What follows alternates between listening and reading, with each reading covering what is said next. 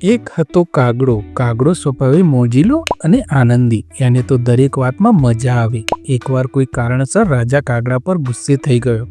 રાજાએ તો પોતાના માણસોને બોલાવીને કહ્યું, જાઓ આ કાગડાને ગામના કુવા કે કાંઠે ગારો છે તેમાં ફેંકી આવો. કાગડાને રાજાજીના હુકમ પ્રમાણે ગારામાં ફેંકી દેવામાં આવે.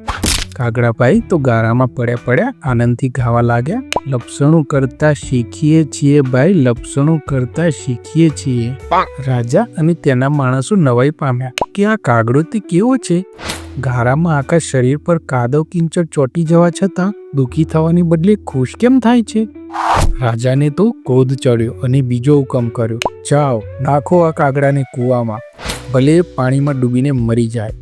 માણસોએ કાગડાને ઉંચકીને કૂવામાં ફેંકી દીધો.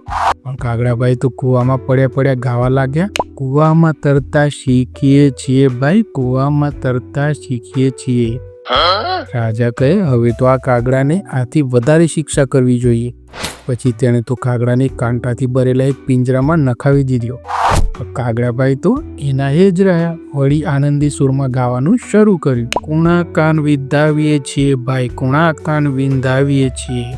રાજા કહે, આ કાગડો તો ભાઈ ભારે જબરું છે, ગમે તે દુઃખમાં એને નાખો પણ તેને કોઈ દુઃખ જ થતું નથી.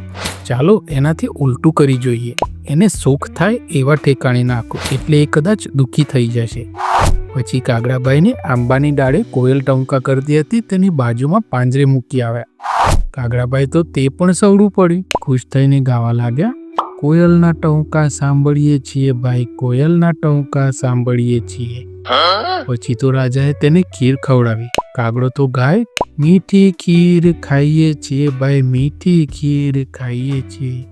રાજાજીએ તો કાગડાને દુઃખી કરવા ઘણી કોશિશ કરી પણ દુઃખી થાય એ બીજા. છેવટે થાકીને રાજાએ હુકમ કર્યો, આ કાગડો કોઈ રીતે દુઃખી થાય એમ લાગતું નથી, જાઓ એને છાપરા પર ફેંકી દો. છાપરા પર બેઠા કાગડાએ તો ગીત ગાવાનું શરૂ કર્યું, હવે અમે આઝાદ છીએ ભાઈ, હવે અમે આઝાદ છીએ. અને કાગડો તો આનંદ કરતો ઉડીને પોતાના માળામાં બેસી ગયો. મિત્રો, આ વાર્તા આપણને એ શીખવે છે કે જેને દુઃખી ન થવું હોય તેને કોઈ પરાણે દુઃખી કરી શકે નહીં. તો મિત્રો, વાર્તા સારી લાગે તો લાઈક કરજો, ચેનલને સબસ્ક્રાઈબ કરજો. મળીશું બીજા વિડીયોમાં. જય હિન્દ, જય ભારત, જય જય ગરવી ગુજરાત.